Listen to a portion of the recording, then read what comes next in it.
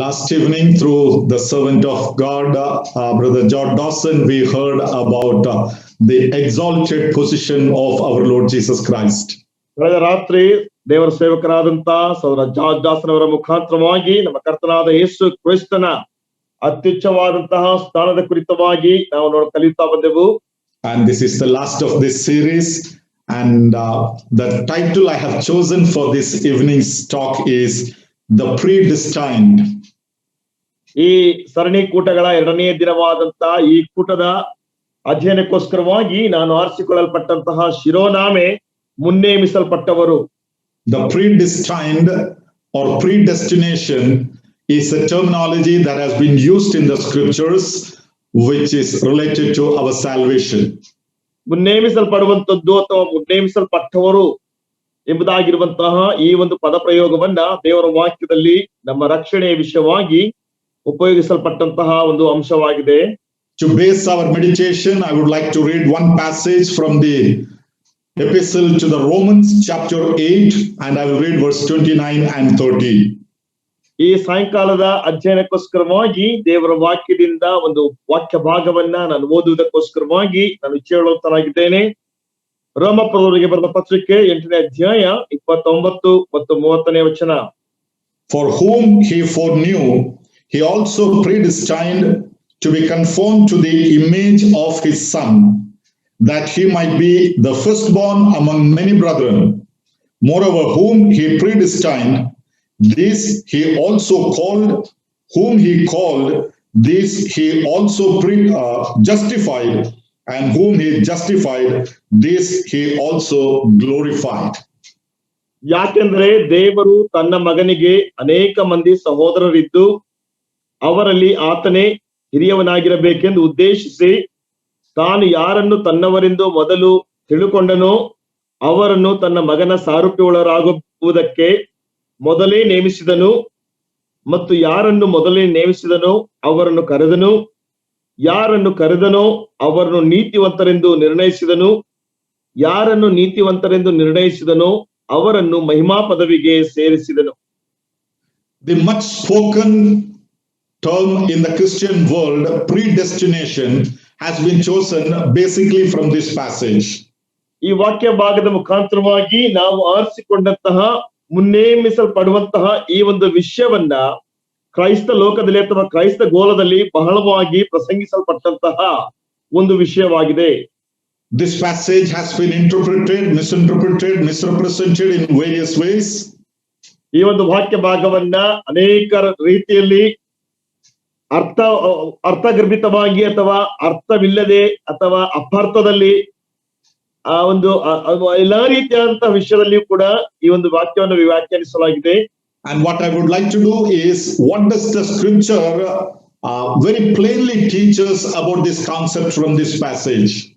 ಆದ್ರೆ ಈ ಒಂದು ವಾಕ್ಯ ಭಾಗದ ಮುಖಾಂತರವಾಗಿ ದೇವರ ವಾಕ್ಯ ಬಹಳ ಸ್ಪಷ್ಟವಾಗಿ ಏನು ಬೋಧಿಸುತ್ತದೆ ಎಂಬಂತಹ ವಿಷಯವನ್ನ ಒಂದು ಪರಿಕಲ್ಪನೆಯನ್ನ ನಾನು ನಿಮಗೆ ತಿಳಿಸಲಿಕ್ಕೆ ಇಷ್ಟಪಡುವುಳ್ಳವನಾಗಿದ್ದೇನೆ. In this passage we see the sequence of God's work in our salvation. ಈ ವಾಕ್ಯ ಭಾಗದಲ್ಲಿ ನಮ್ಮ ಜೀವಿತದಲ್ಲಿ ದೇವರ ರಕ್ಷಣೆಯ ಒಂದು ಕ್ರಮವನ್ನ ನಾವು ನೋಡುವಂತವರಾಗಿದ್ದೇವೆ. We understand it is God who has worked out our salvation and man has no part in that. ದೇವರು ನಮ್ಮ ರಕ್ಷಣೆಗೋಸ್ಕರವಾಗಿ ತಾನೇ ಕಾರ್ಯ ಮಾಡಿದ್ದಾನೆ ಮತ್ತು ಮನುಷ್ಯನಿಗೆ ಅದರಲ್ಲಿ ಯಾವುದೇ ರೀತಿಯಾದಂತಹ ಭಾಗವಿಲ್ಲ ಎಂಬುದಾಗಿ ನಾವು ಬಹಳ ಸ್ಪಷ್ಟವಾಗಿ ಅರ್ಥ ಮಾಡಿಕೊಳ್ಳುತ್ತೇವೆ. And when we learn from this passage, we see there are 5 levels or stages that is involved with our salvation, which is the work of God. ಈ ವಾಕ್ಯ ಭಾಗವನ್ನು ನಾವು ಕಲಿಯುವಂತಹ ಸಮಯದಲ್ಲಿ ದೇವರು ನಮ್ಮ ರಕ್ಷಣೆಯ ಕಾರ್ಯಕ್ಕೋಸ್ಕರವಾಗಿ ಮಾಡಿದಂತಹ 5 ಹಂತಗಳು ಅಥವಾ 5 ಮೆಟ್ಟಲುಗಳನ್ನ ಈ ಒಂದು ವಾಕ್ಯ ಭಾಗದ ಮುಖಾಂತರವಾಗಿ ನಾವು ಕಲಿಯಲಿಕ್ಕೆ ಸಾಧ್ಯವಾಗುತ್ತದೆ. One is the foreknowledge of God. ಮೊದಲನೇದಾಗಿ ದೇವರ ಭವಿಷ್ಯತ್ ಜ್ಞಾನ. And secondly, the predestination of the foreknown. ಎರಡನೇದಾಗಿ ದೇವರ ಭವಿಷ್ಯತ್ ಜ್ಞಾನದಲ್ಲಿ ಯಾರನ್ನು ಮೊದಲು ತಿಳ್ಕೊಂಡಿದ್ದನೋ ಅವರನ್ನ ಮುನ್ನೇಮಿಸಲ್ಪಡುವಂಥದ್ದು. Thirdly, the calling of the predestined. ಮತ್ತು ಮೂರನೇದಾಗಿ ಮುನ್ನೇಮಿಸಲ್ಪಟ್ಟಂತವರ ಕರೆಯುವಿಕೆ. Fourthly, the justification of the called. ನಾಲ್ಕನೇದಾಗಿ ಕರೆಯಲ್ಪಟ್ಟವರನ್ನು ನೀತಿವಂತರೆಂದು ನಿರ್ಣಯಿಸುವಂತದ್ದು. And fifthly, the glorification of the justified. ಮತ್ತು ಕೊನೆಯದಾಗಿ ಅಥವಾ ಐದನೇದಾಗಿ ನೀತಿವಂತರೆಂಬುದಾಗಿ ಯಾರನ್ನು ನಿರ್ಣಯಿಸಿದನೋ ಅವರನ್ನ ಮಹಿಮೆಗೆ ಸೇರಿಸುವಂತದ್ದು ಅಥವಾ ಮಹಿಮಾ ಪದವಿಗೆ ಸೇರಿಸುವಂತದ್ದು. Without any confusion, these 5 terminologies have been clearly mentioned in this passage in a sequence. ಯಾವುದೇ ರೀತಿಯಾದಂತಹ ಗೊಂದಲವಿಲ್ಲದೆ ಈ 5 ಅಂಶಗಳನ್ನ ಕ್ರಮಬದ್ಧವಾಗಿ ಈ ವಾಕ್ಯ ಭಾಗದಲ್ಲಿ ಉಲ್ಲೇಖಿಸಲ್ಪಟ್ಟಿದೆ. And we also see these 5 factors are a link or a chain which is a progressive working of God. ಈ ವಾಕ್ಯ ಭಾಗದಲ್ಲಿ ಈ 5 ವಿಷಯಗಳು ಸಹ ಒಂದಕ್ಕೊಂದು ದೇವರ ಕಾರ್ಯದ ಒಂದು ಮುಂದುವರಿಯುವಿಕೆಯನ್ನ ಸೇರಿಸುವಂತಹ ಒಂದು ಕೊಂಡಿಯಾಗಿದೆ. The first one is the foreknowledge of God. ಮೊದಲನೇದಾಗಿ ದೇವರ ಭವಿಷ್ಯ ಜ್ಞಾನ. And the last one is the glorification. ಮತ್ತು ಕೊನೆಯದು ಮಹಿಮೆಗೆ ಸೇರಿಸುವಂತದ್ದು. When we think about the foreknowledge of God, it talks about the knowledge of God. ದೇವರ ಭವಿಷ್ಯ ಜ್ಞಾನ ಎಂಬುದಾಗಿ ನಾವು ಆಲೋಚಿಸುವಾಗ ಅದು ದೇವರ ಭವಿಷ್ಯ ಜ್ಞಾನ ಅಥವಾ ದೇವರ ಜ್ಞಾನದ ಕುರಿತಾಗಿ ಅದು ಮಾತನಾಡುತ್ತದೆ. And the knowledge of God is as old as God himself is. ದೇವರ ಜ್ಞಾನ ಎನ್ನುವಂಥದ್ದು ದೇವರು ಎಷ್ಟು ಹಳೆಯದು ಅಥವಾ ಎಷ್ಟು ವರ್ಷದಿಂದ ಇದ್ದಾನೋ ಆ ಜ್ಞಾನವು ಸಹ ಅಷ್ಟು ವರ್ಷದಿಂದ ಇದೆ ಎಂಬುದಾಗಿ ಅರ್ಥೈಸುವಂತದ್ದಾಗಿದೆ. So that obviously is much before we were born. ಅದು ನಾವು ಹುಟ್ಟುವುದಕ್ಕಿಂತ ಬಹಳ ಹಿಂದೆಯೇ ಆಗಿರುವಂತದ್ದಾಗಿದೆ. And the glory that we are going to receive at the end is unending, never-ending eternity. ಮತ್ತು ನಾವು ಕೊನೆಯದಾಗಿ ಪಡೆದುಕೊಳ್ಳಲಿಕ್ಕಿರುವಂತಹ ಮಹಿಮೆ ಅದು ಅಂತ್ಯವಿಲ್ಲದ್ದು ಮತ್ತು ಅದು ನಿತ್ಯಕ್ಕಿರುವಂತದ್ದಾಗಿದೆ. So in all we see the salvation work of God is from eternity to eternity. ಯಾವಾಗಲೂ ನಾವು ನೋಡುವಾಗ ದೇವರ ರಕ್ಷಣೆ ಎನ್ನುವಂಥದ್ದು ನಿತ್ಯತ್ವದಿಂದ ನಿತ್ಯತ್ವಕ್ಕೆ ಇರುವಂತದ್ದು. And we are given a chance to see this literally with our physical eyes in a short period or a short span of physical life on the earth. ಆದ್ರೆ ನಾವು ಈ ಒಂದು ಭೌತಿಕವಾದಂತಹ ಕಣ್ಣುಗಳಿಂದ ಬಹಳ ಕ್ಲುಪ್ತವಾದಂತಹ ಸಮಯದಲ್ಲಿ ಈ ಭೂಮಿಯ ಮೇಲೆ ಜೀವಿಸುವಂತಹ ನಾವುಗಳು ಅಕ್ಷರಶಃವಾಗಿ ಬಹಳ ಸ್ವಲ್ಪವನ್ನು ಮಾತ್ರವೇ ನಾವು ನೋಡ್ಲಿಕ್ಕೆ ಸಾಧ್ಯವಾಗುತ್ತದೆ. Whereas this has got a history, past and a hope for the future. ಮತ್ತು ಇದಕ್ಕೆ ಇತಿಹಾಸದ ಪೂರ್ವ ಇದೆ ಮತ್ತು ಭವಿಷ್ಯತ್ತು ಸಹ ಇದೆ. Now we often talk a lot about the eschatology and the future of our salvation. ನಾವು ಅನೇಕ ಸಾರಿ ಎಸ್ಕಟಾಲಜಿ ಅಥವಾ ಭವಿಷ್ಯತ್ ಶಾಸ್ತ್ರ ಮತ್ತು ನಮ್ಮ ರಕ್ಷಣೆಯ ಭವಿಷ್ಯತ್ತಿನ ಕುರಿತಾಗಿ ಮಾತನಾಡುತ್ತೇವೆ. What will happen to us, how the salvation will be completed and the future and all those things we study. Even in the last meeting we had in October, we have looked into those things.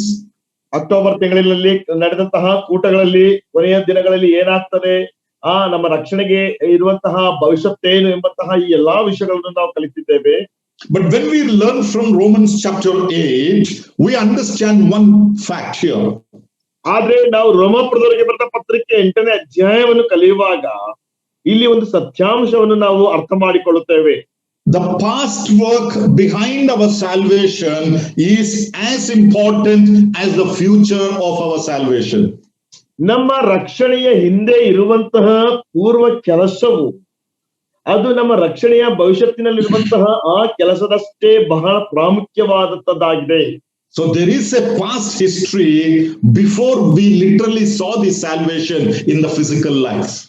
ನಾವು ಭೌತಿಕವಾದಂತಹ ಜೀವಿತದಲ್ಲಿ ಅಕ್ಷರಶಃವಾಗಿ ನೋಡಿದಂತಹ ರಕ್ಷಣೆಯ ಹಿಂದೆ ಒಂದು ಪೂರ್ವದ ಇತಿಹಾಸ ಇದೆ. We saw the 5 different factors about our salvation here. ಇಲ್ಲಿ ನಮ್ಮ ರಕ್ಷಣೆ ಕುರಿತಾಗಿ 5 ವಿಭಿನ್ನವಾದಂತಹ ಸತ್ಯಾಂಶಗಳನ್ನು ನೋಡಿದ್ದೇವೆ. And all these 5 factors are absolutely the work of God. Man has got no share in that. ಈ 5 ವಿಷಯಗಳಲ್ಲಿಯೂ ಸಹ ಬಹಳ ಸ್ಪಷ್ಟವಾಗಿ ಅಥವಾ ಖಡಾಖಂಡಿತವಾಗಿ ದೇವರ ಭಾಗ ಇದೆಯೇ ಹೊರತು ಮನುಷ್ಯನದು ಕಿಂಚಿತ್ತೂ ಸಹ ಇಲ್ಲ. It begins with the foreknowledge of God, ends with the destiny that we are heading to.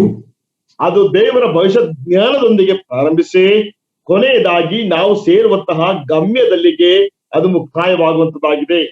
God is responsible for the destiny of man, and man is accountable for the decisions he makes. ದೇವರು ತಾನೇ ಮನುಷ್ಯನ ಗಮ್ಯತೆಗೆ ಆತನು ಆತನು ಜವಾಬ್ದಾರನಾಗಿದ್ದಾನೆ. ಅದೇ ರೀತಿಯಲ್ಲಿ ಮನುಷ್ಯನು ಅದನ್ನು ಆರಿಸಿಕೊಳ್ಳುವುದಕ್ಕೆ ಆತನು ಬದ್ಧನಾಗಿದ್ದಾನೆ ಮತ್ತು ಆತನು ಅದರ ಕುರಿತಾಗಿ ಲೆಕ್ಕ ಕೊಡುವಂತವನಾಗಿದ್ದಾನೆ.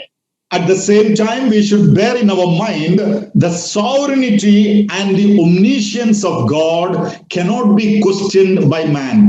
ಅದೇ ರೀತಿಯ ಸಮಯದಲ್ಲಿ ನಾವು ದೇವರ ಸಾರ್ವಭೌಮತೆ ಮತ್ತು ದೇವರ ಸರ್ವಜ್ಞಾನದ ಕುರಿತಾಗಿ ಮನುಷ್ಯನು ಪ್ರಶ್ನಿಸಲಿಕ್ಕಿಲ್ಲ ಎಂಬಂತಹ ಅಂಶವನ್ನ ನಮ್ಮ ಮನಸ್ಸಿನಲ್ಲಿ ಇಟ್ಟುಕೊಳ್ಳಬೇಕು. And the reason we will understand when we will learn the foreknowledge of God.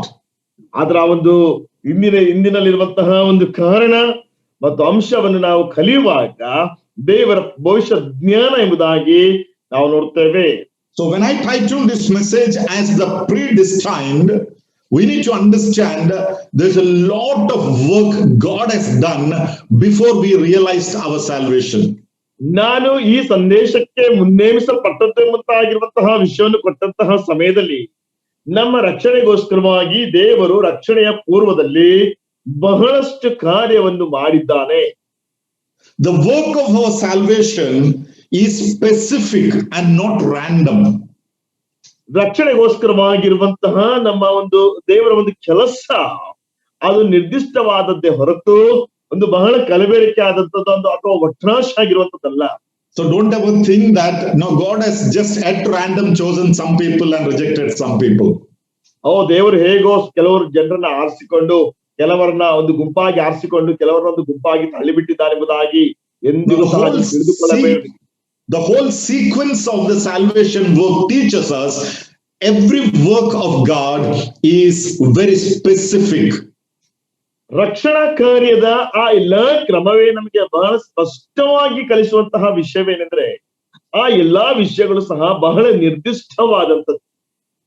So with this introduction, let me come to the sequence of our salvation work wrought by God. ಈ ಒಂದು ಪರಿಚಯದೊಂದಿಗೆ ದೇವರು ನಮ್ಮ ರಕ್ಷಣೆಯ ಕಾರ್ಯದಲ್ಲಿ ಮಾಡಲ್ಪಟ್ಟಂತಹ ಅಥವಾ ಮಾಡಿದಂತಹ ಆ ಒಂದು ಕ್ರಮದಕ್ಕೆ ನಾನೀಗ ಬರುತ್ತೇನೆ. The first thing we read here in this passage is the foreknowledge of God. ಈ ವಾಕ್ಯ ಭಾಗದಲ್ಲಿ ನಾವು ಮೊದಲು ನೋಡುವಂತಹ ವಿಷಯ ದೇವರ ಭವಿಷ್ಯ ಜ್ಞಾನ. We see the word phrase used there, whom he foreknew. ಅಲ್ಲಿ ಉಪಯೋಗಿಸಲ್ಪಟ್ಟಂತಹ ಪದ ಪ್ರಯೋಗವೇನೆಂದ್ರೆ ಆತನು ಮೊದಲು ಯಾರನ್ನು ತಿಳ್ಕೊಂಡನೋ. Foreknew means knowing beforehand. ಮೊದಲು ತಿಳಿದುಕೊಳ್ಳುವಂಥದ್ದು ಅಂದ್ರೆ ಮುಂಚಿತವಾಗಿಯೇ ಅವರನ್ನು ತಿಳಿದುಕೊಳ್ಳುವಂಥದ್ದು. When we say, or as human beings, when we use the word beginning, ನಾವು ಮನುಷ್ಯರಾದಂತಹ ನಾವು ಮಾನಸಿಕವಾಗಿ ಪ್ರಾರಂಭ ಎನ್ನುವಂತಹ ಪದವನ್ನು ಉಪಯೋಗಿಸುವಾಗ we have a limitation, but when God says beginning, it goes as far as the beginning, beyond our imagination. ನಮಗೆ ಒಂದು ಮಿತಿ, ಆದ್ರೆ ದೇವರು ಪ್ರಾರಂಭ ಎಂಬುದಾಗಿ ಹೇಳುವಾಗ ಆ ಮಿತಿಗೂ ಸಹ ನಿಲುಕದ ಹಾಗೆ ದೇವರ ಒಂದು ಜ್ಞಾನದಲ್ಲಿ ಅದಿರುವಂತದ್ದಾಗಿದೆ. So the foreknowledge of God speaks about the omniscience of God, or God is omniscient. ದೇವರ ಭವಿಷ್ಯ ಜ್ಞಾನವು ಮಾತನಾಡುವಂತದ್ದೇನೆಂದ್ರೆ ದೇವರು ಸರ್ವಜ್ಞಾನಿಯಾಗಿದ್ದಾನೆ ಅಥವಾ ದೇವರ ಸರ್ವಜ್ಞಾನದ ಕುರಿತಾಗಿ ಮಾತನಾಡುತ್ತದೆ.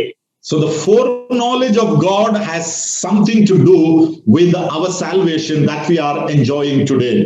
ಈ ದಿನ ನಾವು ಆನಂದಿಸುತ್ತಾ ಇರುವಂತಹ ರಕ್ಷಣೆಯ ವಿಷಯದಲ್ಲಿ ದೇವರ ಭವಿಷ್ಯ ಜ್ಞಾನವು ಒಂದು ಕಾರ್ಯ ಮಾಡುವಂತದ್ದಾಗಿತ್ತು. Later, Apostle Paul also debates about the foreknowledge in 1 Peter chapter 1 and verse 2. ಹಾಗೆ ಅಪೊಸ್ತಲನಾದ ಪೇತ್ರನು ಸಹ 1 ಪೇತ್ರ chapter 1 verse 2. 1ನೇ ಅಧ್ಯಾಯದ 2ನೇ ವಚನದಲ್ಲಿ ಪೇತ್ರನು ಸಹ ಇದರ ಕುರಿತಾಗಿ ಮಾತನಾಡುವಂತವನಾಗಿದ್ದಾನೆ. Elect according to the foreknowledge of God the Father. ತಂದೆಯಾದ ದೇವರ ಭವಿಷ್ಯತ್ ಜ್ಞಾನಾನುಸಾರವಾಗಿ ಆರಿಸಿಕೊಳ್ಳಲ್ಪಟ್ಟವರಿಗೆ. Yes, we are the chosen ones, there is no doubt. ಯಾವುದೇ ಸಂದೇಹವಿಲ್ಲದೆ ನಾವೇ ಆರಿಸಲ್ಪಟ್ಟವರು. But the beginning of all that is the foreknowledge of God. ಅದೆಲ್ಲದರ ಪ್ರಾರಂಭದಲ್ಲಿ ದೇವರ ಭವಿಷ್ಯತ್ ಜ್ಞಾನವಿದೆ. So what is the foreknowledge of God? ದೇವರ ಭವಿಷ್ಯತ್ ಜ್ಞಾನ ಅಂದ್ರೆ ಏನು? God's foreknowledge is indefinite. ದೇವರ ಭವಿಷ್ಯತ್ ಜ್ಞಾನ ಎನ್ನುವಂಥದ್ದು ಅನಿರ್ದಿಷ್ಟವಾದ. We cannot measure that. ಅದನ್ನ ನಾವು ಅಳತೆ ಮಾಡ್ಲಿಕ್ಕೆ ಸಾಧ್ಯವಿಲ್ಲ. You take any man, there can be a measuring factor of the knowledge that he has. There is a limit for that. ಯಾವುದೇ ಒಬ್ಬ ಮನುಷ್ಯನನ್ನು ತೆಗೆದುಕೊಳ್ಳುವಂತಹ ಸಮಯದಲ್ಲಿ ಅವನಿಗೆ ಅಥವಾ ಅವನ ಜ್ಞಾನಕ್ಕೆ ಒಂದು ಮಿತಿ ಇದೆ ಮತ್ತು ಆ ಒಂದು ಜ್ಞಾನಕ್ಕೆ ಒಂದು ಅಳತೆ ಇರುವಂತದ್ದಾಗಿದೆ. To some human beings, we give the title or the name as all-knowing person, like Sarvajnani or Sarvajna, something like that. ಕೆಲವು ವ್ಯಕ್ತಿಗಳಿಗೆ ನಾವು ಈ ರೀತಿಯಾದಂತಹ ಶೀರ್ಷಿಕೆಗಳನ್ನ, ಈ ರೀತಿಯಾದಂತಹ ಶಿರೋನಾಮೆಗಳನ್ನ ನಾವು ಕೊಡ್ತೇವೆ. ಎಲ್ಲವನ್ನು ತಿಳಿದಂತಹ ವ್ಯಕ್ತಿ ಅಥವಾ ಸರ್ವಜ್ಞಾನಿ ಅಥವಾ ಸರ್ವಜ್ಞ ಎಂಬುದಾಗಿ ನಾವು ಹೇಳ್ತೇವೆ.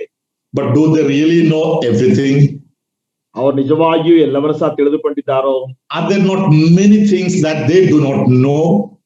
ಅವರಿಗೆ ತಿಳಿಯದೇ ಇರುವಂತಹ ವಿಷಯಗಳು ಅನೇಕ ಸಂಗತಿಗಳಿಲ್ಲವೋ? Obviously, there are many things that they do not know. ಖಂಡಿತವಾಗಿಯೂ ಸಹ ಅನೇಕ ವಿಷಯಗಳು ಅವರಿಗೆ ಗೊತ್ತಿಲ್ಲ. So when we learn about the knowledge or the foreknowledge of God, we need to understand we are finite people. We have limitations in our understanding. ನಾವು ದೇವರ ಜ್ಞಾನದ ಅಥವಾ ಭವಿಷ್ಯತ್ ಜ್ಞಾನದ ಕುರಿತಾದಂತಹ ಜ್ಞಾನದ ವಿಷಯದಲ್ಲಿ ಅರ್ಥ ಮಾಡಿಕೊಳ್ಳುವಾಗ ಅಥವಾ ಕಲಿಯುವಂತ ಸಮಯದಲ್ಲಿ ನಾವು ಅರ್ಥ ಮಾಡಿಕೊಳ್ಳುವಂತಹ ವಿಷಯವೇನೆಂದ್ರೆ, ನಾವು ಮಿತಿಯುಳ್ಳಂತಹ ಜನರು. ನಮ್ಮ ಅರ್ಥೈಸುವಿಕೆಗೆ ಅಥವಾ ತಿಳುವಳಿಕೆಗೆ ಮಿತಿ ಇದೆ. God knows the end from the beginning. ದೇವರು ಪ್ರಾರಂಭದಲ್ಲಿಯೇ ಅಂತ್ಯವನ್ನು ನೋಡುವಂತವನು. Now let me ask you a question here, you are listening to me. ನನ್ನನ್ನು ಕೇಳ್ತಾ ಇರುವಂತವರಿಗೆ ಒಂದು ಪ್ರಶ್ನೆಯನ್ನು ನಾನು ಕೇಳುತ್ತೇನೆ. Can any one of us with the same mind say when we will die and how we will die?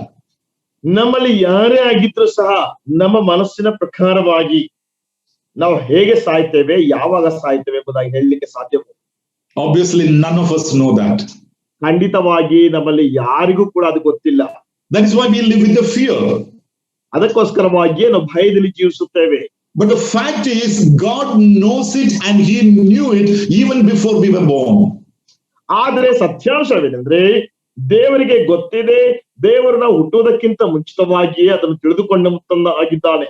That is why we call God as the omniscient. ಆದ್ದರಿಂದಲೇ ದೇವರನ್ನ ಸರ್ವಜ್ಞಾನಿ ಎಂಬುದಾಗಿ ಕರೆಯುತ್ತೇವೆ. When we talk about the salvation of man, ನಾವು ಮನುಷ್ಯನ ರಕ್ಷಣೆ ಕುರಿತಾಗಿ ಮಾತನಾಡುವಾಗ, well, we say you have to believe on the Lord Jesus Christ, then only you will be saved. ನಾವು ಹೇಳ್ತೇವೆ, ನೀನು ಕರ್ತನಾದ ಯೇಸು ಕ್ರಿಸ್ತನ ಮೇಲೆ ನಂಬಿಕೆ ಇಡಬೇಕು, ಆಗ ಮಾತ್ರವೇ ನೀನು ರಕ್ಷಣೆ ಹೊಂದುತ್ತೀ. We use our free will to believe or to reject the gospel. ನಾವು ಸುವಾರ್ತೆಯನ್ನು ಅಂಗೀಕರಿಸಲಿಕ್ಕೆ ಅಥವಾ ತಿರಸ್ಕರಿಸಲಿಕ್ಕೆ ನಮ್ಮ ಸ್ವಚಿತ್ತವನ್ನ ಅಥವಾ ನಮ್ಮ ಸ್ವ ಇಷ್ಟವನ್ನ ನಾವು ಉಪಯೋಗಿಸುತ್ತೇವೆ. But those are all practical things that happen physically. ಅವೆಲ್ಲವೂ ಸಹ ಭೌತಿಕವಾಗಿ ನಡೆಯುವಂತಹ ಪ್ರಾಯೋಗಿಕವಾದಂತಹ ಸಂಗತಿಗಳು. When I tell a gospel to a person or when you share gospel to another person, ನಾನೊಬ್ಬ ವ್ಯಕ್ತಿಯೊಟ್ಟಿಗೆ ಸುವಾರ್ತೆಯನ್ನು ಸಾರುವಾಗ ಅಥವಾ ನೀವು ಒಬ್ಬ ವ್ಯಕ್ತಿಯೊಟ್ಟಿಗೆ ಸುವಾರ್ತೆಯನ್ನು ತಿಳಿಸುವಾಗ, you do not know whether that person is going to receive the gospel or to reject the gospel. ಆ ವ್ಯಕ್ತಿ ಆ ಒಂದು ಸುವಾರ್ತೆಯನ್ನ ಅಂಗೀಕರಿಸಿದ್ದಾನ ಅಥವಾ ತಿರಸ್ಕರಿಸಿದ್ದಾನ ಎಂಬುದಾಗಿ ನಿಮಗೆ ಗೊತ್ತಿಲ್ಲ. You do not know whether he will receive or not. ಅವನು ಅಂಗೀಕರಿಸುತ್ತಾನೋ ಇಲ್ಲವೋ ಎಂಬುದಾಗಿ ಸಹ ನಿಮಗೆ ಗೊತ್ತಿಲ್ಲ. But God knows that beforehand. ಆದ್ರೆ ದೇವರು ಮುಂಚಿತವಾಗಿ ಅದನ್ನು ತಿಳಿದುಕೊಂಡಿದ್ದಾನೆ. So that is the foreknowledge of God. ಅದುವೇ ದೇವರ ಭವಿಷ್ಯ ಜ್ಞಾನ. God's wisdom is a mystery to man. ದೇವರ ಜ್ಞಾನ ಅಥವಾ ದೇವರ ವಿವೇಕ ಎನ್ನುವಂಥದ್ದು ಮನುಷ್ಯನಿಗೆ ಒಂದು ಮರ್ಮವಾದಂತಹ ವಿಷಯ. But man's ways are known to God. ಆದ್ರೆ ಮನುಷ್ಯನ ಮಾರ್ಗಗಳು ದೇವರಿಗೆ ತಿಳಿದಂತದ್ದಾಗಿದೆ. So I want to tell you here, my dear brothers and sisters listening to me. ನನ್ನನ್ನು ಕೇಳುತ್ತಾ ಇರುವಂತಹ ನನ್ನ ಪ್ರಿಯ ಸಹೋದರ ಸಹೋದರಿಯರೇ, ನಾನು ಇಲ್ಲಿ ಹೇಳಲಿಕ್ಕೆ ಇಷ್ಟಪಡುವಂತದ್ದೇನೆಂದ್ರೆ, you cannot hide anything from God. ನೀವು ದೇವರಿಂದ ಯಾವುದನ್ನು ಸಹ ಮುಚ್ಚಿಡುವುದಕ್ಕೆ ಸಾಧ್ಯವೇ ಇಲ್ಲ. And nothing that you do is a surprise to God. ನೀವು ಮಾಡುವಂತಹ ಯಾವುದೇ ವಿಷಯಗಳಾಗ್ಲಿ ದೇವರಿಗೆ ಆಶ್ಚರ್ಯಪಡಿಸುವಂತದ್ದಲ್ಲ. God may not be happy with everything that you are doing. ನೀನು ಮಾಡುವಂತ ಎಲ್ಲಾ ವಿಷಯಗಳಲ್ಲಿ ಒಂದು ವೇಳೆ ದೇವರಿಗೆ ಸಂತೋಷ ಆಗದೇ ಇರಬಹುದು. But it is not a surprise to God. God knows this would happen with man. ಆದ್ರೆ ಅದು ದೇವರಿಗೆ ಒಂದು ಆಶ್ಚರ್ಯವನ್ನ ಅಥವಾ ಒಂದು ಅನಿರೀಕ್ಷಿತವಲ್ಲ. ದೇವರಿಗೆ ಮನುಷ್ಯನ ಜೀವಿತದಲ್ಲಿ ಇದು ನಡೀತದೆ ಎಂಬುದಾಗಿ ದೇವರಿಗೆ ಗೊತ್ತಿತ್ತು. And it is because of the foreknowledge of God, God has also ordained a remedy for the salvation of man even before man was created. ಇದು ದೇವರ ಭವಿಷ್ಯ ಜ್ಞಾನಾನುಸಾರವಾಗಿ ಆಗಿರೋದ್ರಿಂದ ಅಥವಾ ಇದು ದೇವರು ಭವಿಷ್ಯ ಜ್ಞಾನದಲ್ಲಿ ತಿಳಿದುಕೊಂಡಂತದ್ರಿಂದ ಇದಕ್ಕೋಸ್ಕರವಾಗಿ ದೇವರು ರಕ್ಷಣೆ ಎಂಬಂತಹ ಒಂದು ಪರಿಹಾರವನ್ನ ಮನುಷ್ಯನು ಹುಟ್ಟುವುದಕ್ಕಿಂತ ಮುಂಚೆಯೇ ಕಂಡುಕೊಂಡಿದ್ದಾನೆ ಅಥವಾ ಕಂಡು ಹಿಡಿದಿದ್ದಾನೆ. That is why we read and learn about the Lord Jesus Christ. He was slain from the foundation, from the beginning of the world. ಆದ್ದರಿಂದಲೇ ನಾವು ನೋಡುವಂತಹ ವಿಷಯವೇನೆಂದ್ರೆ, ಭೂಮಿಗೆ ಅಸ್ಥಿವಾರವಾಗುವುದಕ್ಕಿಂತ ಮುಂಚಿತವಾಗಿಯೇ ಆತನೆಂಬುದಾಗಿ ನೋಡುತ್ತೇವೆ, ಅಥವಾ ಆತನು ವಧಿಸಲ್ಪಟ್ಟನೆಂಬುದಾಗಿ ನೋಡುತ್ತೇವೆ. Because even before man sinned, God knew man needs a salvation. ಮನುಷ್ಯನು ಪಾಪ ಮಾಡುವುದಕ್ಕಿಂತ ಮುಂಚಿತವಾಗಿಯೇ ದೇವರಿಗೆ ಗೊತ್ತಿತ್ತು ಮನುಷ್ಯನಿಗೆ ರಕ್ಷಣೆಯ ಅವಶ್ಯಕತೆ ಇದೆ ಎಂಬುದಾಗಿ. Don't ever try to measure the wisdom and knowledge of God. We will fail. ದೇವರ ಜ್ಞಾನವನ್ನ ವಿವೇಕವನ್ನ ಎಂದಿಗೂ ಸಹ ಅಳತೆ ಮಾಡ್ಲಿಕ್ಕೆ ಪ್ರಯತ್ನಿಸಬೇಡ್ರಿ, ನಾವು ಸೋತು ಹೋಗುತ್ತೇವೆ. Paul further says in Romans chapter 11 and verse 33. ರೋಮಾಪುರದವರಿಗೆ ಬರೆದ ಪತ್ರಿಕೆ 11ನೇ ಅಧ್ಯಾಯದ 33ನೇ ವಚನದಲ್ಲಿ ಅಪೊಸ್ತಲನಾದ ಪೌಲನು ಹೇಳುವಂತವನಾಗಿದ್ದಾನೆ. Oh, the depth of the riches, both of the wisdom and knowledge of God. How unsearchable are his judgments and his ways past finding out.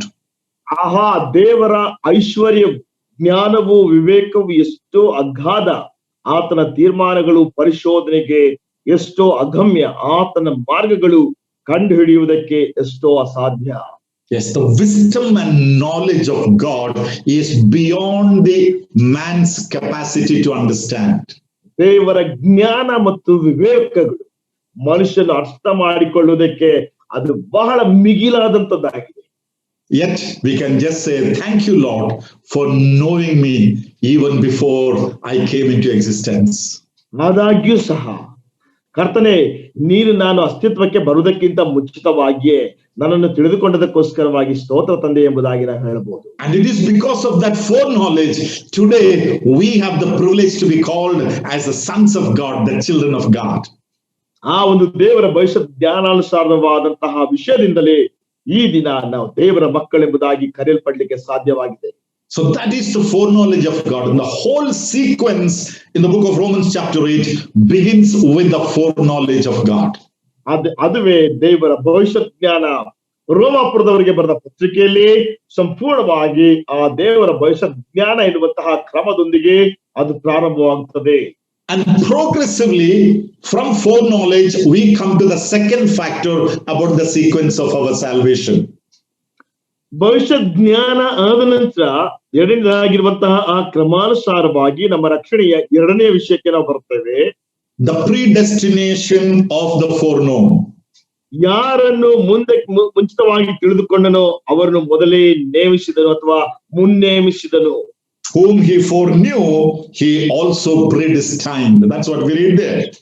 ಯಾರನ್ನು ತನ್ನವರೆಂದು ಮೊದಲು ತಿಳ್ಕೊಂಡನೋ ಅವರನ್ನು ತನ್ನ ಮಗನ ಸಾರೂಪ್ಯವುಳ್ಳರಾಗಬೇಕೆಂದು ಮೊದಲೇ ನೇಮಿಸಿದನು.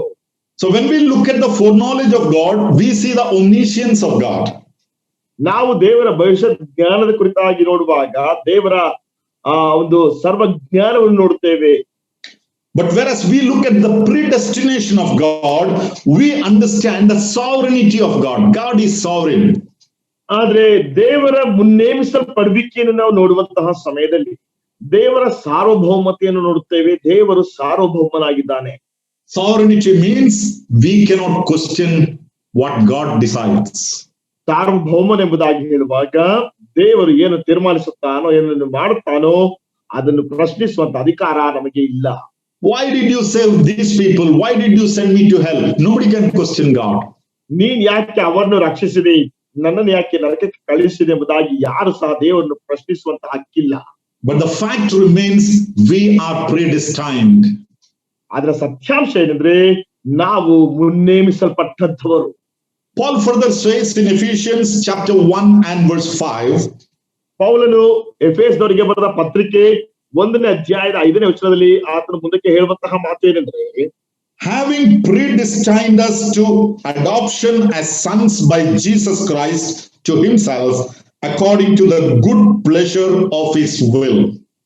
ಆತನು ತನ್ನ ಕೃಪೆಯನ್ನು ಪ್ರಖ್ಯಾತಿಗೆ ತರಬೇಕೆಂದು ನಮ್ಮನ್ನು ಯೇಸು ಕ್ರಿಸ್ತನ ಮೂಲಕ ತನ್ನ ಪುತ್ರರಾಗಿ ಸ್ವೀಕರಿಸುವುದಕ್ಕೆ ದಯಾಪೂರ್ವಕವಾದ ತನ್ನ ಚಿತ್ತಾನುಸಾರವಾಗಿ ಮೊದಲೇ ಸಂಕಲ್ಪ ಮಾಡಿದ್ದನು. So we see we have been predestined to the adoption as sons. ನಾವು ಪುತ್ರರೆಂಬುದಾಗಿ ಸ್ವೀಕಾರ ಮಾಡಿಕೊಳ್ಳಲ್ಪಡುವುದಕ್ಕೆ ಅಥವಾ ದತ್ತು ಪುತ್ರರಾಗಿ ಸ್ವೀಕರಿಸಲ್ಪಡುವುದಕ್ಕೆ ನಾವು ಮೊದಲೇ ಮುನ್ನೇಮಿಸಲ್ಪಟ್ಟವರು. That is the appointment, the position that we have in our salvation. ಅದು ನಮ್ಮ ರಕ್ಷಣೆಯಲ್ಲಿರುವಂತಹ ನೇಮಕ ಮತ್ತು ನಮಗಿರುವಂತಹ ಒಂದು ಸ್ಥಾನವಾಗಿದೆ. Even before we were born, even before we were created, we have been predestined and the position has been assigned to us by God. ನಾವು ಸೃಷ್ಟಿಸಲ್ಪಡುವುದಕ್ಕಿಂತ ಮುಂಚಿತವಾಗಿ, ನಾವು ಜನಿಸುವುದಕ್ಕಿಂತ ಮುಂಚಿತವಾಗಿಯೇ ನಮ್ಮ ಸ್ಥಾನವು ದೇವರಿಂದ ಮೊದಲೇ ಮುನ್ನೇಮಿಸಲ್ಪಟ್ಟಿದೆ. That is the glory of our salvation work that God has wrought. ಅದೇ ನಮಗೋಸ್ಕರವಾಗಿ ದೇವರಿಟ್ಟಂತಹ ನಮ್ಮ ರಕ್ಷಣೆಯ ಒಂದು ಮಹಿಮೆ. And when we try to understand why God predestined us, or the predestination of God, ನಮ್ಮನ್ನು ದೇವರು ಯಾಕೆ ನೇಮಿಸಲ್ಪಟ್ಟಿದ್ದಾನೆ ಅಥವಾ ನಮ್ಮನ್ನು ಯಾಕೆ ದೇವರು ಮೊದಲೇ ನೇಮಿಸಿದ್ದಾನೆ ಎಂಬುದಾಗಿ ಅರ್ಥ ಮಾಡಿಕೊಳ್ಳುವುದಕ್ಕೆ we understand there is nothing good in us that was counted for that.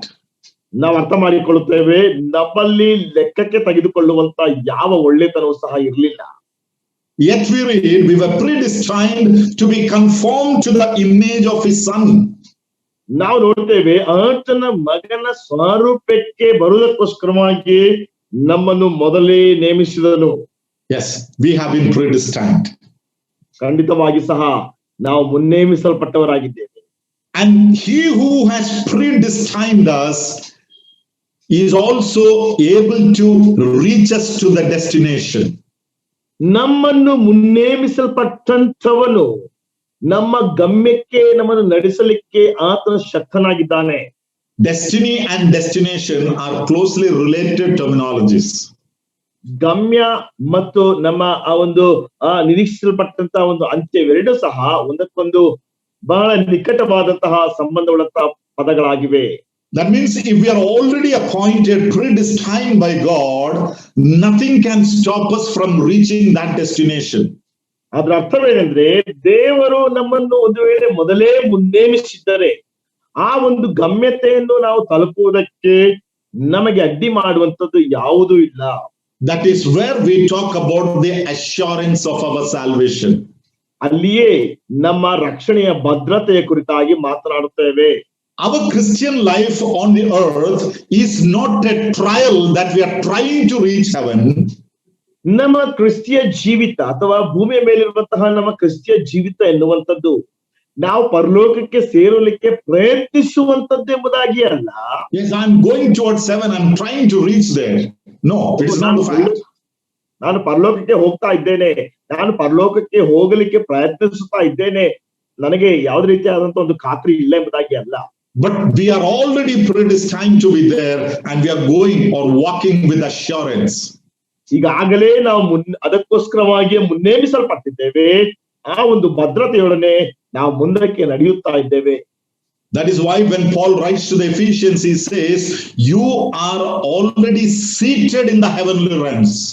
ಅದಕ್ಕೋಸ್ಕರವಾಗಿ ಅಪೊಸ್ತಲನಾದ ಪೌಲನು ಎಫೆಸದವರಿಗೆ ಬರೆಯುವಂತಹ ಸಮಯದಲ್ಲಿ ಅವನು ಹೇಳುವಂತ ಮಾತೇನೆಂದ್ರೆ, ನೀವೀಗಾಗಲೇ ಪರಲೋಕಗಳಲ್ಲಿ ಆತನೊಂದಿಗೆ ಕೂಡಿಸಲ್ಪಟ್ಟಿದ್ದೀರಿ.